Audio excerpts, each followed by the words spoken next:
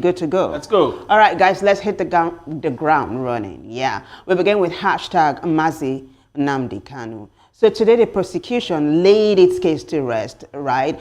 And they are saying the EndSARS saga in 2022, it was all Nnamdi Kanu's fault. It's one of the talking points right now.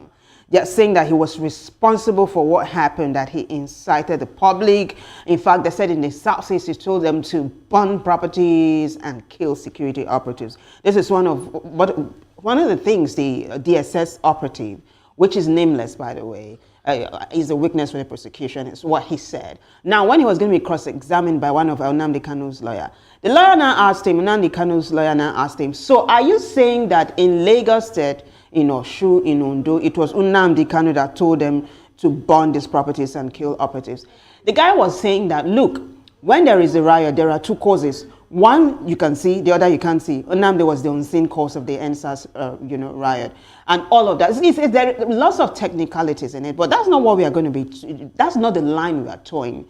Now, Nnamdi Kanu's lawyers, a number of them, are saying that the prosecution was a sham, that they just wasted their clients 10 years for nothing. That's what they're saying. In fact, Omoyele Sowore, who you'll be seeing standing together with Nnamdi Kanu's team, also called it a sham of a trial. Also, Agabi, who happens to be a senior advocate of Nigeria and is heading Nnamdi Kanu's team, is saying that they are gunning for a no-case submission, and they're going to be doing it shortly. So it looks like we've not heard the end of it all. Why don't you take a listen to what Nnamdi Kanu's lawyers are saying, and then Ikechukwu and I will talk about it in a short while. Take a look. 19th of June 2025, sorry. We are happy to announce to the world that the prosecution has finally closed their case today with their last witness, PW5, known as EEE. He came and tendered reports of the EndSARS, and in the course of the reporting, he alleged that it was the statements made by Mazi Nnamdi Kanu that instigated the damages during the EndSARS. And he was subjected to a thorough cross-examination by the defense team under Mazi Bazu. And as God will have it, we are happy to announce to you that so many things went wrong with his report, including the fact that not even the signature of the chairman or the name of the chairman or the secretary of the report of the committee he claimed to represent was found in the entire report. We are happy to announce to all lovers of freedom that the matter has been adjourned to the 18th of July 2025 for a no-case submission. In other words, to tell the court and to show to the court that the prosecution merely wasted 10 years of Mazi Nnamdi Kanu. All right, that's it. You heard it from the horse's mouth. Did you catch Sowore there? Absolutely. That's Sowore there. In fact, he put up a tweet just before this trial. Let's take a look at Showore's tweet, calling this trial a sham. But is it really? But that's what Sowore is saying. Let's take a look at it. So, DOS Press Secretary says today at the Federal High Court, Abuja, the federal government of Nigeria closed this case against Onyendu Mazi Nnamdi Kanu. The court granted the defense team 14 days to file its written address on a no-case submission and 14 days to the prosecution to respond. The court then adjourned to the 18th of July 2025, and then DOS Press Secretary said we must continue. And we credit the video you just watched to DOS Press Secretary. The next one now, that's the tweet I'm gunning for by Omoyele Sowore. Let's take a look at it. It says, the lawless, Omoyele Sowore says, the lawless DSS has taken over the Federal High Court in Abuja over at Mazi Nnamdi Kanu sham trial and impede the movement of lawyers and litigants. This is never going to be acceptable. Now, do you think this is just being, do you think Sowore is being sensational, or do you think the trial really is a sham of a trial? This is actually a sham of a trial. Why would you even say that? The ground to which they actually prosecuting Nnamdi Kanu at this point is really, it doesn't really carry any weight. The thing is this, right? if you say Nnamdi Kanu is guilty, I mean, it started with him. They charged him for treason. Yeah. Then they amended the charge because, I mean, you can't charge a man who never said, go kill the president, go do this and all of that. You can't charge someone like that for treason. So they have to amend. They said he incited the public. That's why they by a broadcast. That's why they amended to terrorism. Now let's look at the terrorism trial. Okay. Now, what amounts to terrorism? You have to look at what terrorism is. Before you will call a terrorist, terrorists have their modus operandi, right? They kidnap, they ask for ransom, they go to for soft targets. They have an ideology of taking over a place, basically. Yeah. Now, look at what Nnamdi Kanu's IPOB has been doing. Have they been kidnapping and taking credit for what they've been doing as regards kidnapping people? No. Have they been... the ESN has been accused by the federal government of actually kidnapping and killing a number of people. Now, it's still that case is still not been swept under. I agree. I agree. And the ESN is linked to Nnamdi Kanu. This is what I'm saying. This is what I'm saying. Al-Qaeda, for example, when they kidnap you, they say we did it. If they go bomb a place, they'll say we did it. Boko Haram did the same thing. Right? That's what that's what. Yes, they take responsibility. That's what terrorists do. But ESN has never at any point. IPOB, ESN, Nnamdi Kanu created ESN. He said ESN is a vigilante. ESN was never created to as an offensive arm against the Nigerian state, but against the headsmen, who actually at the point were very much killing, people around the Imo, Enugu, and Anambra borders, which we still have issues of Enugu in the heat today, right? And after he created ESN, the Southeast became the most safe place in the entire part of the country. When? Of course, as regards ESN, Fulani herdsmen. The Southeast right now is on the hot spot. No, as to when he created it. Oh, well, this is debatable. No. Sincerely, you can go fact check it. But is this still the safest place? No, because for two reasons. First, the Nigerian army actually attacked ESN every single time. This Ehemifu that is the current hotbed of the crisis in Southeast today. Every single time the ESN go there, the Nigerian army come back to attack them. So that's exactly it. I mean, in fact, I think about two years ago, the people of that particular community, actually were complaining, and there were records, right? I think 2-3 years ago that people of the Southeast were, rejoicing that they were able to go to the farm because the ESN was very much, active at the point. Now, when Nnamdi Kanu got renditioned, right? ESN's interesting word. Yes, that's exactly what happened, right? Okay. Yes, when he got rendition, ESN's activity actually, plummeted because, of course, cut of funds and, of course, series of attacks and all of that. So they actually had to pull back. Now, this particular community, this Hemufu, one of the reasons why you're seeing a serious attack there is because the community actually came because of propaganda and all. The community actually came and said they do not want ESN around their borders. Why do you say because of propaganda? Yes, because there is a number of high-profile deaths that has been recorded in the East, and people were pointing fingers. That's the thing. Again, you see, so people have their opinions, and everybody's entitled to their opinion. Do you know why I'm saying this? The state will always play what we call psyops. Every single time in warfare, right? The states will always use, because they understand that whoever owns or controls narrative in war most likely wins. Okay. Right. So if you do something and you do something right, as a government that come out to say you do something wrong, every single time you lose public sympathy. Yeah. Right. Now, if people dress in certain ways or in camouflage to actually attack people and call themselves certain names, right? People started looking at you as the perpetrators of these things. Now, I'll give you an example. In Imo State, because at the time ESN were very much in active mode, the Southeast governor sat and they said, you know what, we are going to create an equivalent of the Amotekun that was created in the Southwest, which they termed Ebubuagu. What does that mean? Like the glorious tiger, because tiger is a totem of the Igbo people.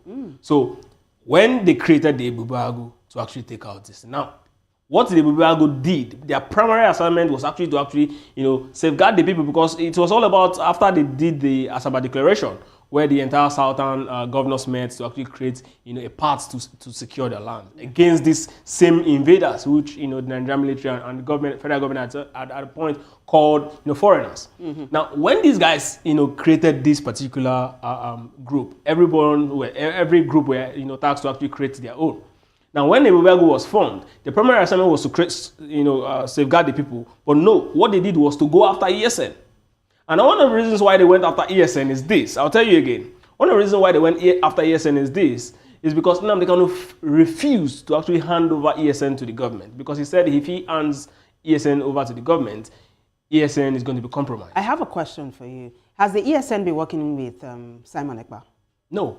Okay. Has nothing to do with Simon Ekpa. Have they categorically come out to say whatever has been tied to Simon Ekpa, cases of violence, him inciting people in the Southeast, has the ESN come out to say, no, we are not part of it, ever?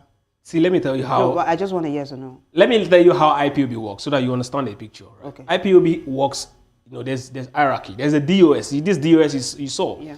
It's called the Directory of States. That's the one who tweeted? Yes. Now, this is the body that oversees IPOB affairs. Okay. And there's a publicity secretary in the person of Emma Powerful. Right? And there is a leader So the IPOB has not deemed it important to have ESN or to say ESN is not part of what Simon Ekpa is doing? I'm coming. Yeah, then because we need to rush. Yes, I know. Then after that, the next person is China Sanwo, who is the leader of ESN. So he has been speaking every single time that everything that is happening is not ESN. So, in other words, you're saying ESN or the IPOB has come out to say that every the single ESN time is not working together. In fact, Hope Uzodinma... It's not working together with Simon Ekpa. Yes, in fact, in fact, Hope Uzodinma at some point came out, when the heat was very much in Imo State, when everyone was calling out IPOB, and Hope Uzodinma said, if anybody tell you that what's happening in insecurity in Imo State is perpetrated by IPOB, that person is a liar. That's the word. I mean, the video is very much online. That's what Hope Uzodinma is. Who is actually a member of the APC, yes. Right? Fantastic. It's interesting that you brought that up. Now, as we wrap this particular hashtag up, this case of no submission that the Nnamdi Kanu's team is gunning for, are you for it? Well, I would have really preferred they actually, prove. I mean, there are lots of allegations that were made. Yeah.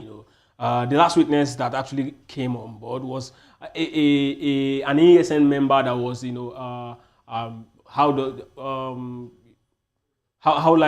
which word will I use? He was turned? No, he was pushed out of the ESN body, right? Like he was sacked. I think that's the better word. He was sacked a couple of years ago, and then these are some of the guys that actually joined the Simon Ekpa gang, and then he is one of the witnesses. Against Nnamdi Kanu. So you understand the way, so you're saying you are not one for the no submission I'm really case. not one for it because I mean some of the things he said, right, are actually unimaginable lies. And including accusations of cannibalism and all of that. Yes, but let's not even go into all of that. But I think you've made your case quite. You should be on Nnamdi Kanu's defense team. Really. I'm not lying. I was just pulling your legs. But let's wrap this particular one up. It looks like this matter is not dead yet. No, it's not. With people like Omoyele Sowore on it and all of that, and Agabi himself. I mean, let's keep our fingers crossed. All right. The next hashtag is hashtag Senator Natasha, who was in court today. She's been granted bail. Now, if you've not been following the case, the federal government has instituted a case against the embattled senator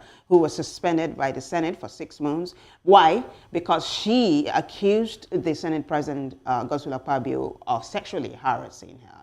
She also said that Godswill Akpabio, alongside the former governor of Kogi State, Yaya Bello, plotted to assassinate her and all of that. Now, the prosecution, who has brought the case against Senator Natasha Akpoti-Uduaghan, is saying that what she did was defamation of the highest order, and that her comments, that they've actually mutilated, really, the names of the people she mentioned in the assassination cases. Now, I did a paraphrasing there, mind you. So let me pull up this tweet by The Guardian so you have a big picture exactly of what I'm saying. And then we'll put up a video for you, the senator who was in court today, hand in hand with her husband, who has stood beside her all through. It's just beautiful to watch both of them. Guess who's also standing beside her? Obi Eze Kwesili. But let's take a look at that tweet I'm telling you about by The Guardian, telling us how this thing went down. Thank you, Director. The Guardian Nigeria says Senator Natasha appeared in court today hand in hand with her husband to answer charges under the amended Cybercrimes Act 2024. The charges filed at the Federal High Court in Abuja accused the senator of making false and damaging statements against Senate President Godswill Akpabio and former Kogi State Governor Yahaya Bello, including allegations that both men plotted to assassinate her. Prosecutors claim her public accusations harmed their reputations. She was later granted bail in the sum of 50 million naira. The case is among the first high-profile tests of Nigeria's updated cybercrime legislation, and it's already raising tough questions about digital speech, political rivalry, and the limits of expression online. What happens next could shape the future of online speech in Nigeria. So The Guardian is asking these two questions, which I think is very germane. Should politicians be prosecuted for what they say online, or is this a silence tactic? Let's hear your thoughts. In a short while, Ikechukwu, I'm going to be asking you if this is a gagging order, practically, talking about the cybercrime law amended. Now, let's take a look at the next tweet before I play the video for you guys. So, Omolere says, the court erupted in jubilation as Senator Natasha was granted bail and her case was adjourned. Now, this is me abbreviating that name. Right. Credit goes to Omar for this video. Take a listen. To cope and comply with the conditions of bail, and we are ready for trial. Yes. The matter has been adjourned. Pray for us and wish us good luck. Right? So are you pleased with the terms of bail? Well, that's not for public comments. But so far, we have her here, responsible, popular, and well conducted. I'm very grateful to Nigerians for their love, prayers, and support. Thank you very much. Thank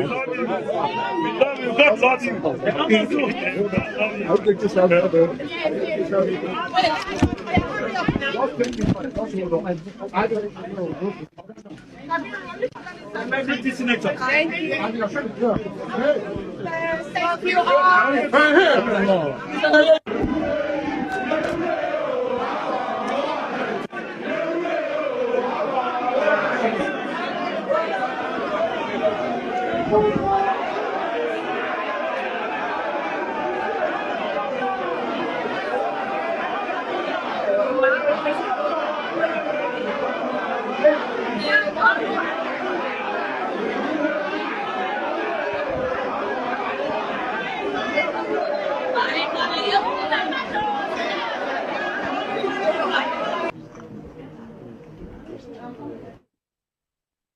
Guys, there you go. You see, Abi Ezekwesili sitting right beside the senator in court. They've become such good friends, though. And Ikechukwu, what I noticed was that the support of the senator, the support really, by the senator supporters, I'm trying to get my English right now. The support of the senator supporters has not waxed cold at all. She's getting even more popular by the day. She was thanking Nigerians for their love, and then her attorney was saying, guys, pray for us and all.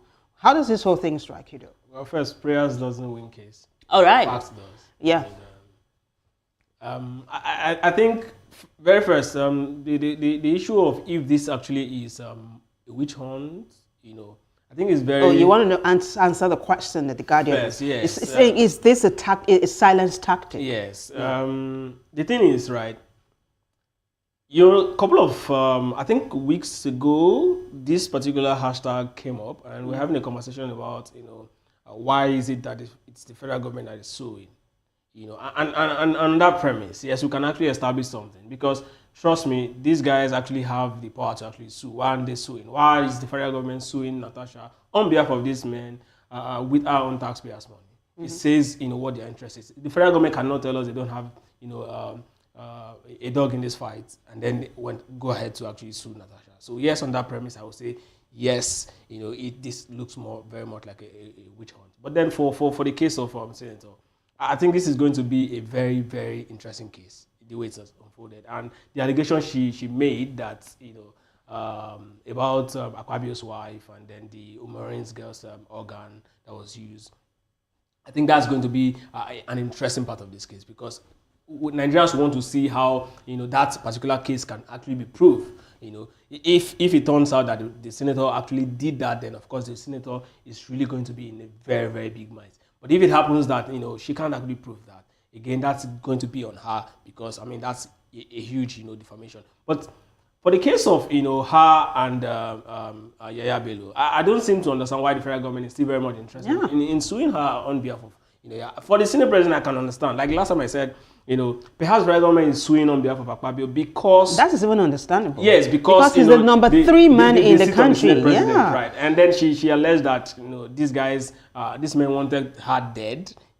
And I mean, political analysts have actually looked at the situation. People have actually, look at, the comment and what happened that led to the comment. Yes, you might, look at it and say perhaps there's a ray of light in what she actually said. Because of course, if I'm actually supposed to be having 10 bodyguards and then you withdraw my bodyguard, that means you're actually, leaving me you're actually exposing me to harm. In other words, that means you want me to die. So perhaps again that she can actually get away with all of that. But the biggest of all our comments is the case of Senator Godswill Akpabio's wife and Umerom. Of course, you know how the lady's death sparked the nationwide outrage. So I really want to see how that particular line of accusation actually pans out at the end of the day. Absolutely. And I want to believe that every other person is actually looking at that too. Yeah, well, not everybody is. That particular angle has been kind of muted. Well, fingers are crossed to see if it plays out. What I want us to take a look at is the next tweet, which was put up by Obi Ezekwesili. It was very cryptic, just like 3 lines. Take a look at it, and then I don't know, Ikechukwu, what you think about it. Obi Ezekwesili says, Senator Natasha Akpoti Otuanga. That's how she wrote it. With full stops in between the words. And then she says, the federal government of Nigeria Gov versus all reasonable people of Nigeria. So this is just reminding me of what El Rufai said yesterday, that it's going to be Tinubu versus Nigerians in 2027. We're coming to that hashtag shortly. But what do you think of Obi Ezekwesili's tweet, though? True. You see, there's something about the story of underdog. Aha. The world likes the story of underdog. I know, right? And everybody wants the underdog to win. So you're saying Natasha Akpoti-Tuagan is the absolutely underdog? She's the underdog here even in the House of Assembly. She's a woman in the Senate. In the Senate rather, yeah. She's a woman, and of course the number of women in that particular floor. And then this case, it's high against the biggest of politicians, the people who actually control the power block at this point. So yes, she's the underdog, and of course, people like I said before, the world loves the story of underdog. Nigerians are actually looking at her as the underdog. So everybody wants to see how the underdog is going to come out of this fight. So it's really going to be interesting. And of course, we must be very honest with ourselves at this point. The federal government is very, very unpopular. So people don't want, anything that has to do with them. Nobody wants to actually be a part of it. Talking about the federal government being very unpopular at the moment, let's take you to the next hashtag, which is related to what he just said, really. It is hashtag President Tinubu's 2027. Now, this hashtag is interesting. It is not hashtag President Tinubu 2027. It is hashtag President Tinubu's 2027, like he's the owner of 2027. So why he's trending, or why this particular hashtag is trending on X, is because in Kano State, youths were seen destroying, an APC billboard of the president, really. And it has actually gathered traction on X. Now, I put the tweet up. Let's take a look at it, and then I'll put the video up for you, and then we'll take a look at the reactions. All right, let's take a look at that particular tweet, which was put up by Chooks, by the way, and the credit goes to him for that video. Can we take a look at it, please? Yeah, it is hashtag President Tinubu's 2027. Chooks put up this tweet. Angry youths were seen destroying President Tinubu's 2027 campaign billboard in Kano State. Take a look, guys.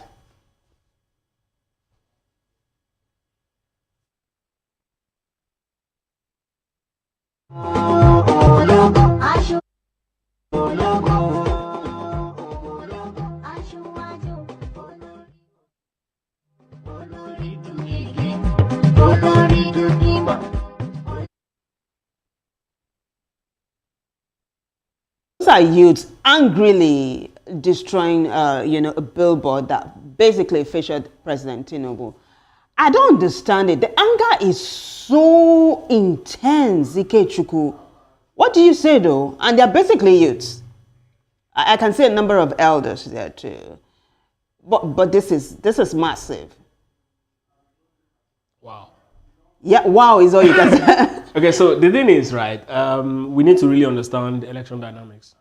Over the years, you know that Kano is a very important place when it comes to numbers. And Kano is actually where Ganduje, the APC chairman, is from. The most popular person in Kano is Kwankwaso. It has always been his. And then there's the Kwankwasia movement. Yes, and no one has ever won that particular state except the former president Muhammadu Buhari. That state belongs to Kwankwaso for taking any day, anytime. That's his own base. So again, the question is this: Tinubu didn't win Kano last election, right? He actually just got a good number, and like politics, you need to understand that the number is all about. So the game is all about numbers. And you need to actually get the right number of numbers across board to actually win an election. And this is where it's becoming interesting. If the coalition that is being purported or being touted that people want to see, if it doesn't happen, Tinubu might likely get re-elected. This is the reason why. Now Tinubu is playing something very interesting. He's playing two games. The game of perception, which is one of the strongest game in politics. For persons or group, a party that is unpopular. Now, what does perception mean? It means that I just need to actually let people see that I have the number. I'll give you an example. Now, if I take about say 10 billion naira and say I want XYZ state, like 6 or 7 of these states, to be filled during campaign time, right? Even if they will not vote for me, let people just see the huge crowd, and then let me poach the governors across different states. Now he knows that in the last election, 2023, Tinubu was very much accepted in the north. The south, no, right? And that was why it was easy, for the north to actually really run around him, and people talked about the election was rigged and all of that. Mahmoud Yakubu, of course, he's a northerner, so everything actually kind of worked because the difference between the votes from Mr. Peter Obi and former Vice President Atiku Abubakar and his is actually very narrow, so it's easy to actually pull up whatever it is that happened, and then he became president. But then if it remains that way, then status quo remains. You remember again, there's a saying that people who actually vote doesn't determine who wins. It is who counts the vote. Again now, right? Yes. Yeah, but that's not how it is. But it has always been how it is. It has always been how it is. That's exactly the philosophy behind election, and that's why for you to actually ensure that those who will count the votes will be very, very wary and look at their shoulder, you have to bring a coalition that is going to make sure that when the numbers start coming up, it's going to be difficult to actually merge or rig or reduce, whatever it is. So in this case now, if this status quo remains as we had it in 2023, then it means that what we saw in 2023, the number is still going to come up that way. And now look at what is going to happen. Now in the south, right, the governors have moved. That's the perception of him being popular in the south. So whatever happens, he just needs his ally in the north to actually give him good numbers again. And then in the south, he's going to do what he did in 2023 in the north, which means there's going to be massive voter suppression. This is not me saying he's going to do it. I'm saying if he wants to win it based off the trick that I'm seeing, this is my own hypothesis of him, the way he's actually going to pan out in 2023 election. That means that's exactly what's going to come out. So why do you think in the south he's popular? Is it because of the gale of defections where the governors have been defecting? Exactly what I was saying. That's the public perception is created. That's the public perception. But you heard what El-Rufai said yesterday. Those people that are defecting are people with 2 cases. 1, greed. 2, they've got cases to answer. So please tell me which Nigerian politician doesn't have a baggage. No, so this is my question. Is it really popular with the big wigs, or is it popular with the man on the street? No. Let's take a look at the next tweet, and then you can answer that question. There's another tweet, regarding this thing. This is coming from Kwara State, yeah? You do remember the Oto Ge movement happened in 2023. Yeah. Oto Ge is translated Enough is Enough, where the Saraki dynasty ended in Kwara State. Yeah. Lai Mohammed actually was instrumental in this. So this particular video, now let's take a look at the tweet first. That is talking about the Oto Ge movement and how APC wasn't what they really thought it was going to be. The tweet is going to come up now, and after that the video, which I'm going to be playing for you. Now when the video comes up, guys, take a look closely to what happens at the background. So Booker says, this is Ilorin. in Kwara State, where APC cunningly hijacked from Saraki in the name of Oto Ge, as if they have better things to offer. With the way things are going, it's crystal clear that the APC governors, especially in the Southwest and North Central, are cursed. That's very heavy though. But then, the person now says, imagine this nonsense. This video credit goes to Amebo of Ilorin. Take a look at what happens while this news anchor is talking about this particular road that is flooded. The street of Ibrahim Taiwo Road, Ilorin, and the street is in a state of mess right now. Agbakon. The street of Ibrahim Taiwo Road, Ilorin, and the street is in a state of mess right now. Agbakon.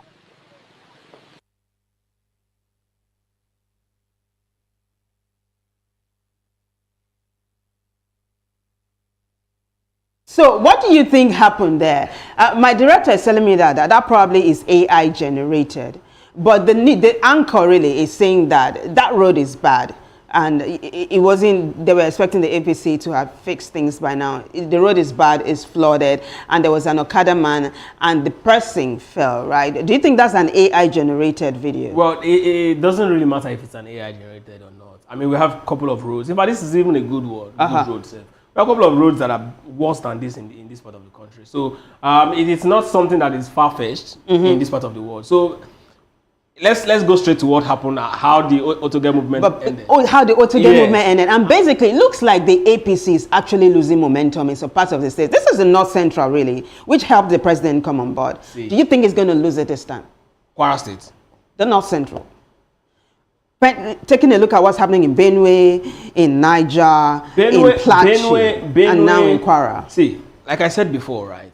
If this president, the chance for the president to win, right, is in the hands of the big wigs, political oppositions. If they cannot come together, it's going to be difficult. You remember in 2014, right? It took that massive coalition of these political bigwigs to oust the sitting president. It's difficult to oust the sitting president in Africa, right? It was because they came together unanimously to actually fight, then the president. In fact, while fighting him from the outside, they also have people inside the PDP that actually fought against the sitting president at the point. So it was easy for them to actually do what they did. Now, if these guys cannot find a consensus, they cannot make concessions to get consensus to come into power, right? I mean, to wrestle power with this administration, it's going to be difficult. This concession you're saying, does it come along the lines of, say, no ego, no pride? Yes, absolutely. Making sacrifices. Yes. There's a hashtag along that line which we are going to be discussing.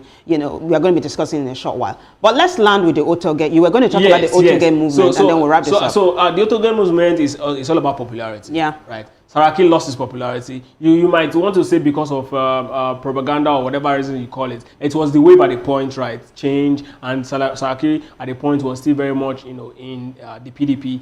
You remember he's the senior president at the point, so he moved to the APC. And whilst in the APC, he was actually very much, close to the PDP guys. Yeah. So it was easy to do what. But talking about popularity, this president is not popular amongst the citizens.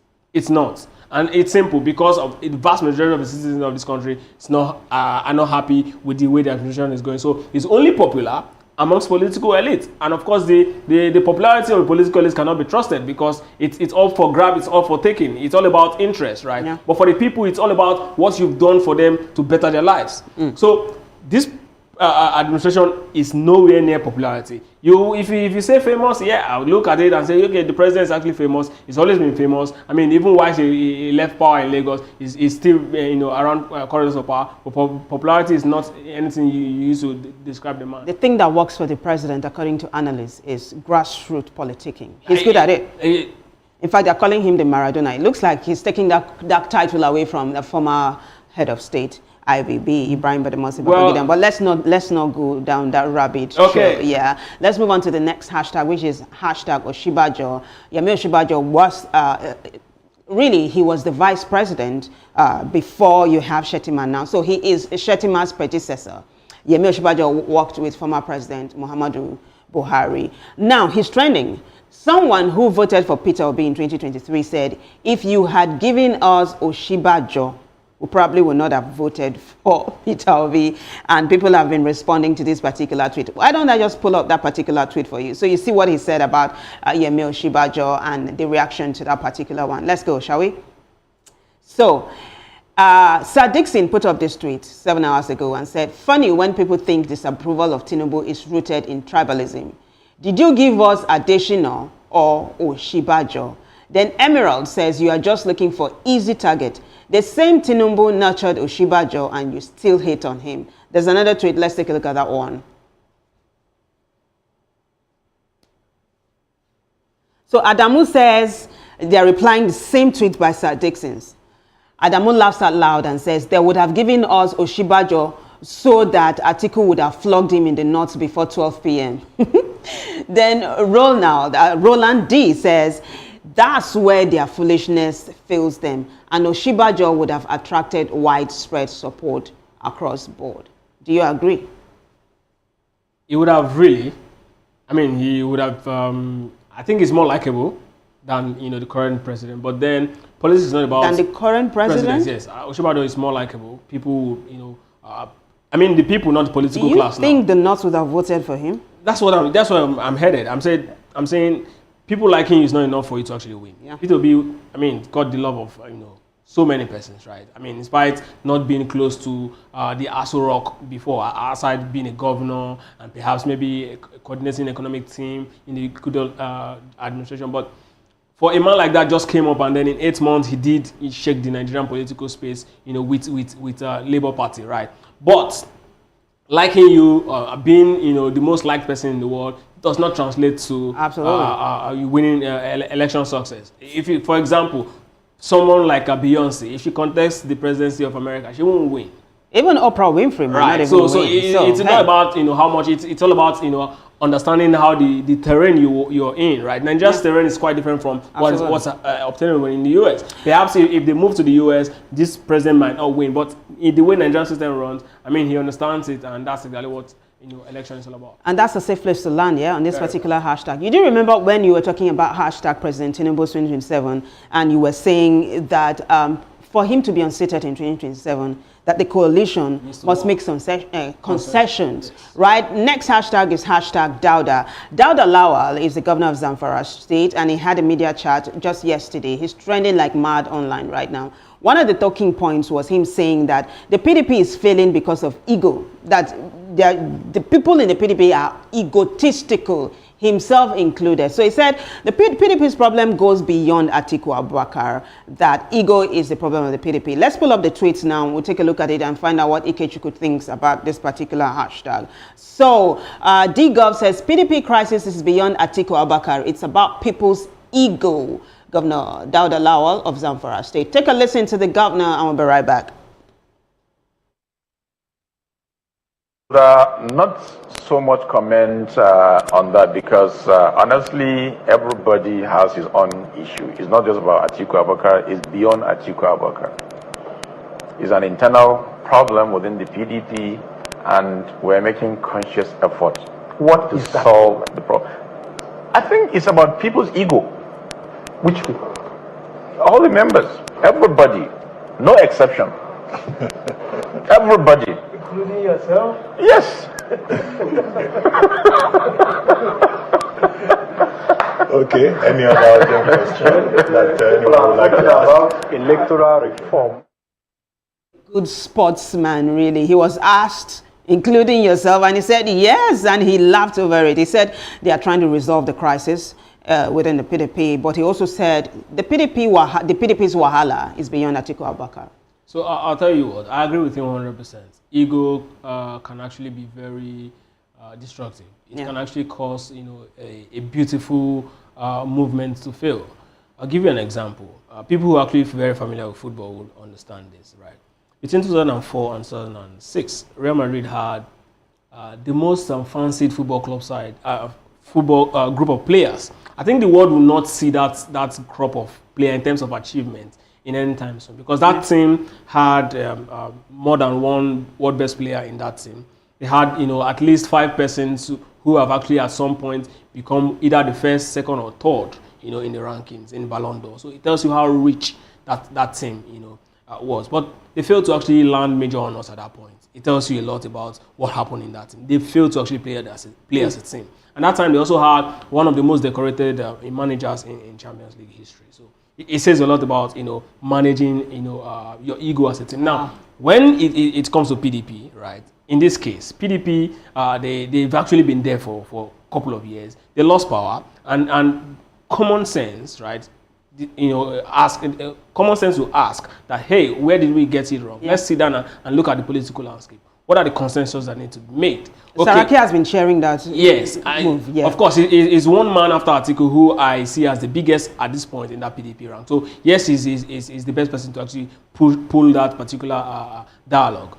Sit down and ask, where did we get it wrong? Okay, it's about this. Okay, this person, okay. This person is aggrieved. Yes. So let's find out what your problem is. What does our rule say? Yeah. What does our rule say? Where are we zoning to? What happened? Why did you leave? And all of that. Then, okay, in the end, the North is not supposed to produce the next candidate. Oh, the South. Oh, the North Central has not gained anything from PDP. They have to make this conversation. And in 2014, right, when this coalition that outside the former president was coming on board, right, people were expecting. You're talking about the election that took out Jonathan. They brought Buhari, yeah. People were expecting it to be a Tinubu and Buhari conversation. People were expecting that sort of, but it's going to really destroy everything because these guys were the two biggest weights from the North and the South coming into that particular conversation. But I mean, this president actually made a concession, decided to actually track back. Okay, I give you my protege. This person has to be there. His protege being Yemi Osinbajo. So they made all of this, and then they do what they of course we agree. We might say they did it for their own interest, but at the end of the day, they made consensus. And of course, at the end, when the consensus was reached, it was easy for them to actually rally around. Even when the likes of Atiku Abubakar lost in the primaries, they actually still supported because there was a ground rule to play by. But now PDP seem not to have that, so they need that father figure to actually step in to have this conversation. It's a good thing if they can actually pull back. P2B, he has shown that he's actually a big dog in this fight. So if they can pull him back and have a conversation with the numbers he's been able to garner in the last election, and then with the weights that the other politicians like Atiku Abubakar, Saraki, and the likes have, it's going to be a lot easier. And Wike is another problem they need to really deal with. Interesting that you said Wike. Yes. Let's take a look at the reaction to this particular hashtag, really. Someone said Wike ego. Let's go online, X particularly, pull up that particular tweet, hashtag Dauda. Yes. So Blessed Gaga says, he said the truth, referring to Governor Dauda Lawal of Zamfara. Then Olumide or Laleye says Wike's ego. Yes.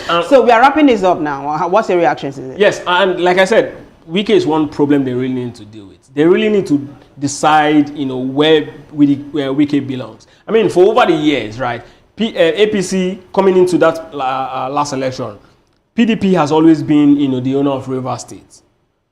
PDP has always been the owner of Rivers State. So, yeah. I mean, it does not matter. You cannot have all of the states. If you lose PDP, you can look for, other ways to actually outsource, if Wike is the sole sponsor of PDP, they have to look for other ways to actually do it. Now they've lost Akwa Ibom, which is another money bag. So it's really big. It's really a very big problem. Wike's strength in the lost Delta, they lost Akwa Ibom. But these states can actually be retrieved, right? So it's doable. It's doable. If APC can poach them, they can also poach them Absolutely. Back. I agree with you perfectly. And that's a safe place for us to wrap this particular hashtag up. Next hashtag is hashtag fence our borders. So the Chief of Defense Staff, Christopher Musa, is talking, guys. He said he gave examples of countries that have fenced their fences and nipped insecurity in the bud. He's advocating for same in Nigeria. The question is it doable? Now, take a look at the tweet, and then we'll take a look at the video, and then we'll talk about it in a short while. Let's go. So, Onyidamola put up this tweet. It says, can this be achieved? Fence the entire country, Defense Chief suggests. Take a listen to the CDS himself.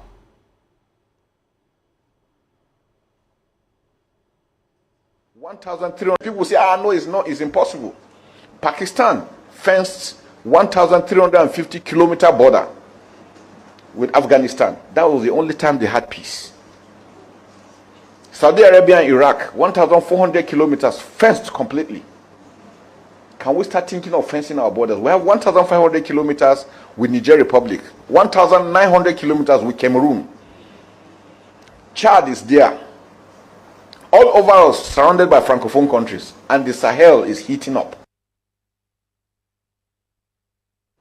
People say, he's just playing words. Really? There's no substance in what he's saying. Okay. That won't stop anything. Well, let's just end it there. Because see, the thing is this, right? People just want to make excuses. Okay, let's look at. But what's wrong with fencing the borders? But come on, in fact, there's a reaction. You've not even been able to do the basic. And Yeah. you're talking about. Okay, so the communities that have been taken in the Middle Belt, have you gone back there to actually push these people out? Have you gone back there? You remember how the president was asking yesterday that so no arrests have been made? So you've not been able to do anything. All you do is mistakenly you bomb innocent villages. Let's take a look at this reaction to this particular hashtag fence our borders. There was someone, and what he was saying was hilarious. He was talking about the cost. Let's take a look at this tweet I'm talking about, reaction to hashtag fence our borders. So a Janla of Gwagwalada says, new update for embezzlement. They go use like 75 trillion naira do fence. It's even funny. Yes, this is another angle, because the truth is, when they budget for that fencing, right? Every single time they try to fence, these guys come to attack them, and they'll claim this is the reason why they've not been able to do it. Yeah. And then the money that was voted for it will be used to fight those guys right there at the border. So, and people who... in a nutshell, what's your answer? No? This doesn't even make any sense. Can you just say, is it yes or no? No! Good. Let's go to the next hashtag as we begin to wrap this up. It is hashtag civil war, but this is not about Nigeria. It's America. Today is Juneteenth. They are commemorating the end of slavery in America, and Americans are talking. Just 2 tweets and we'll wrap this up. Let's take a look at hashtag civil war. The Americans are talking. Let's take a look. Let's go to X, guys. Let's take a look at the tweet. So, Tosca Austin says, Juneteenth, the observance celebrating the end of slavery in the United States, is 1865. It was 2 months after the South's official surrender in the Civil War and 2.5 years after the proclamation went into effect. Juneteenth is a day for recognizing America as an exceptional nation, a nation of liberty and justice for all, a nation, though flawed, was built on humanity's highest ideals and blessed with a constitutional framework that allows us to right our wrongs throughout our history. Let's take a look at the next tweet quickly as we wrap this up. Flavor Flower says, today is Juneteenth. It became a federally recognized holiday on June 19th.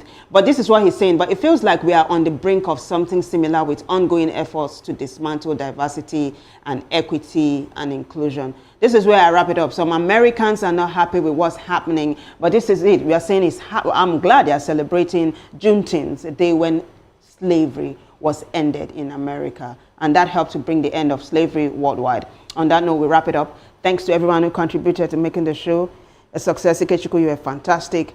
Bigger thanks goes to you guys for watching. I am Vivian. I'll see you top of the hour for News Hour. Bye for now.